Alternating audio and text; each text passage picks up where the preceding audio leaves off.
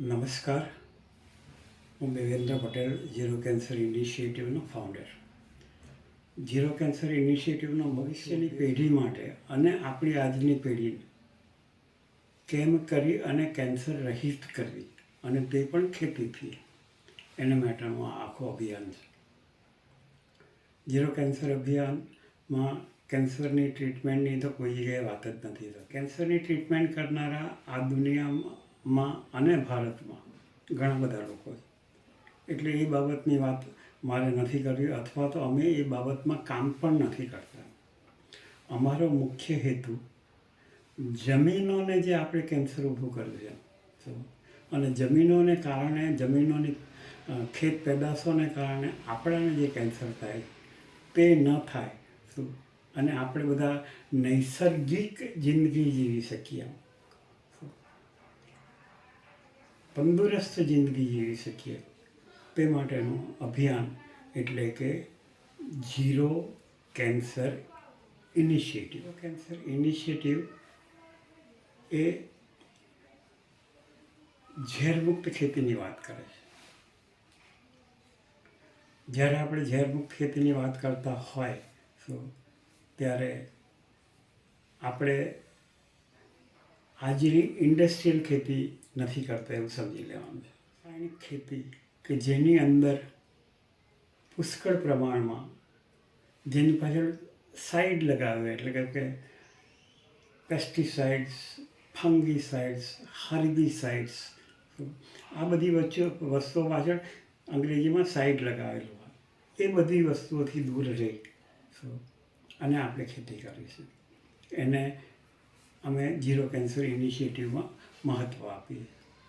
પણ આ કામ કરવા માટે શું કરવું પડશે? ઝીરો કેન્સર ખેતી કરવા માટે આપણે શું કરવું પડશે તેની માહિતી તો પહેલાં આપણે ભેગી કરવી પડે, અને તે માહિતી અમે તમને આપવા માંગીએ છીએ.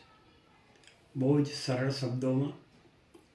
ઘણી બધી વસ્તુઓ તમે જાણો છો અને એને ખેતીમાં કેમ ઉપયોગ કરો એ બાબતમાં અમારો પ્રયત્ન અમે ચાલુ કરે છે.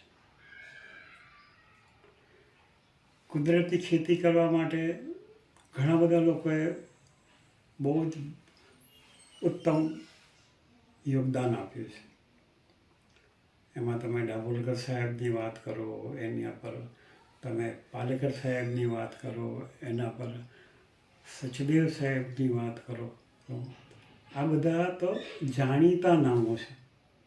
પણ સાથે સાથે એટલા બીજા બધા નામો છે કે જેને આપણે જાણતા પણ નથી, અને તેમણે કેમિકલ રહિત અથવા તો ઝેર રહિત ખેતી માટે બહુ જ ઉત્તમ કામો કર્યા છે. તો એ બધાને આપણે વંદન કરીએ. એ બધા લોકોએ ગજબના કામો કર્યા છે. એમનું યોગદાન એ આપણી પેઢી નહીં, પણ આપણી આવનારી પેઢીઓ સુધી ચાલવાનું છે. તો એ સર્વને આપણે વંદન કરીએ, આપણે એમનો આભાર માનીએ. એમણે જે આપણાને નોલેજ આપ્યું, આપણી ખેતી કરવાની પદ્ધતિઓને સરળ બનાવી, આપણાને એક્સપેરિમેન્ટ કરવાને બદલે એમણે ઘણી બધી વસ્તુઓ આપણાને તૈયાર પીરસી દીધી. એની વાત માટે આપણે એમનો આભાર માનીએ. ઝીરો કેન્સર ઇનિશિયેટિવ તમને ખેતી કેમ કરવી એ શીખવાડતું નથી. ખેતી કરતાં તમને આવડે જ છે. ખેતીની નાની નાની બાબતો વિશે પણ તમે જાણકાર છો. પણ ઝીરો કેન્સર ઇનિશિયેટિવનો જે અર્થ છે એ કુદરતી ખેતી તરફ વળવાનો છે. અને જ્યારે આપણે કુદરતી ખેતી તરફ વળીએ ત્યારે કુદરત કેવી રીતે કામ કરે છે, કુદરતના કામ કરવાની પદ્ધતિઓ આપણે કામ કરવાની પદ્ધતિઓથી થોડી અલગ છે.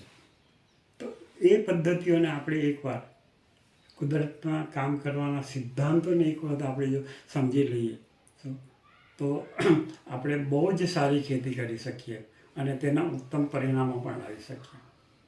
તો અમારો ઝીરો કેન્સર અભિયાનની અંદર આ પ્રયત્ન રહેશે અને છે કે અમે તમને કુદરતના, જે અમે જાણીએ છીએ એની સાથે સાથે જે બીજા લોકો જાણે, જે મહાનુભાવોએ જે સિદ્ધાંતોને રજૂ કર્યા છે, દુનિયામાં એટલા બધા વૈજ્ઞાનિકો છે કે જેમણે આ બાબતની અંદર ભારી ખેડાણ કર્યું છે. એને વિજ્ઞાનની કસોટીઓ ઉપર પાર કર્યું છે. તો તે નોલેજ અમે તમારી પાસે તમારી સુધી લાવવા માટેનો પ્રયત્ન કરી રહ્યા છીએ. ખેતી એક બૃહદ વિષય છે. એ એટલો બધો મોટો વિષય છે કે એની બાબતની જાણકારી આપણી પાસે 1% 2%થી વધારે છે જ નહીં.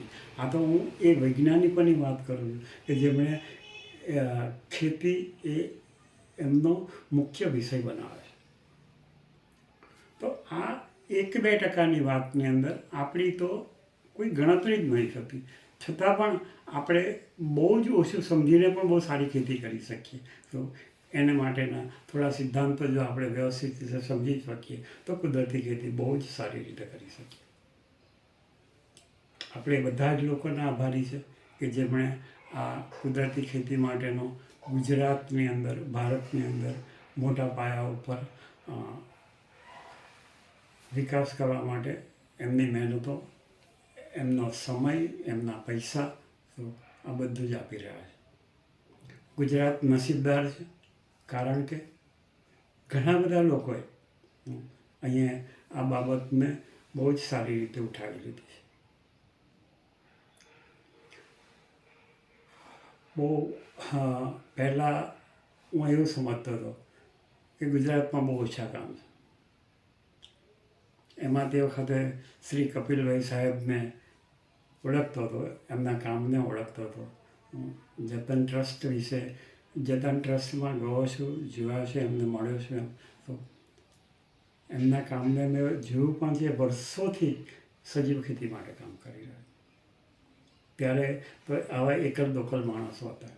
પણ આજે તો આપણા ગુજરાતની અંદર એક નાનો ખેડૂત જેની પાસે 1-2 વીઘા જમીન છે, તો તે પણ સજીવ ખેતી માટે આપણાને સારા એવા ડેટા, સારા એવા રીતો, સારી એવી પદ્ધતિઓ આપી રહ્યા છે. એટલે કે આ વિષયની અંદર બહુ જ મોટું ખેડાણ થઈ રહ્યું છે.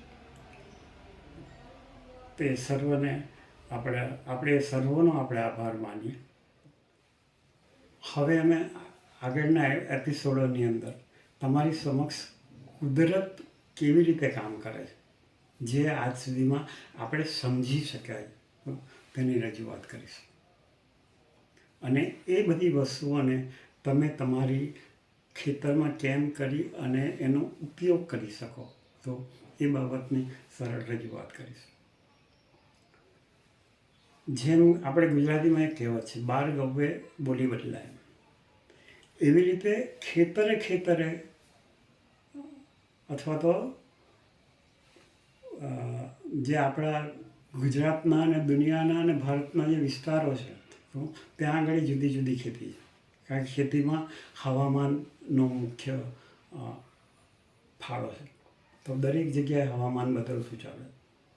તમે દરિયાથી કેટલા દૂર છો, તો તમે વિષુવવૃત્તથી કેટલા દૂર છો, આ બધા વૃત્તોથી તમે કેટલા દૂર છો, તમારી આજુબાજુનું વાતાવરણ કેવું છે, તમારી આજુબાજુ ઇન્ડસ્ટ્રી કેવી છે, આ બધી જ વસ્તુઓ છે ને તે આપણી ખેતી પર અસર કરે છે. એટલે એના માટેનો, સારી ખેતી કરવા માટેનો, ઝેર રહિત ખેતી કરવાનો કોઈ એક રસ્તો નથી કે જેના પર તમે ચાલો અને તમને સારા પરિણામો મળે. આમાં તો તમારી જગ્યાને અનુકૂળ તો તમારે કુદરતના સિદ્ધાંતોને અપનાવવાના, એનું અમલીકરણ કરવાનું છે.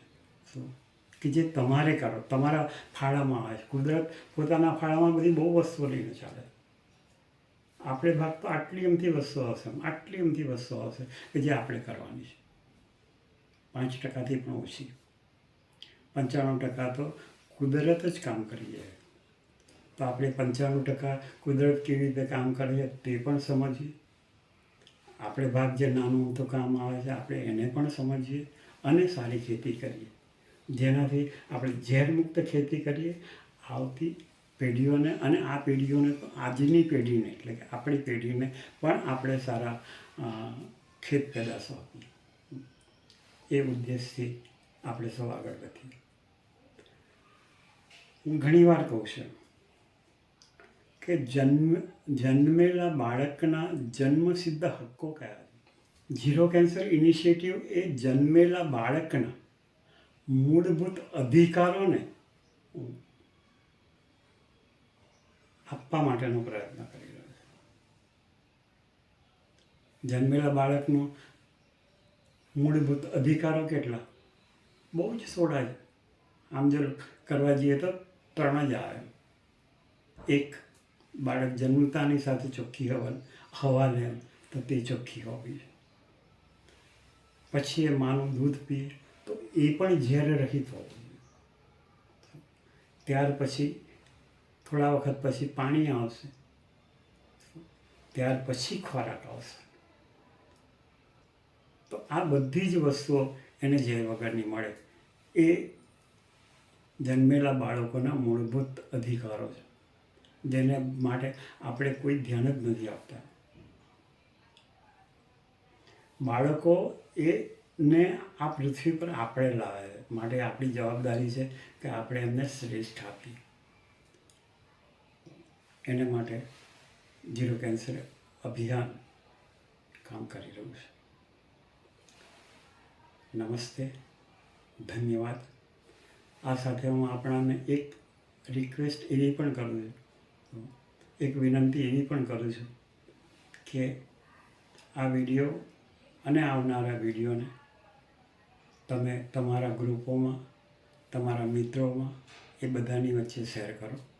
આ અમારી ચેનલને સબસ્ક્રાઈબ કરો અને સાથે સાથે એ નાના નાના ફેરફારો તરફ ધ્યાન આપો. પ્રયોગશીલ ખેડૂત બનો અને ભારતને અને ગુજરાતને ઉત્તમ ખેત પેદાશો આપો.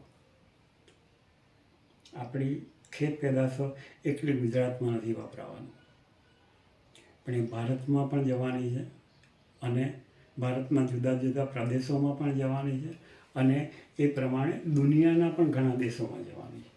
તો આપણે જેને પણ પીરસીએ એને ઝેર ના પીરસીએ એવા ઉદ્દેશ્ય સાથે આપણે સૌ કામ કરીએ, હળીમળીને કામ કરીએ. વાતાવરણ પણ, ખેતી જો આપણે સારી રીતે કરીશું ને તો વાતાવરણ ઓટોમેટિકલી સારું થવાનું ચાલુ થઈ જશે.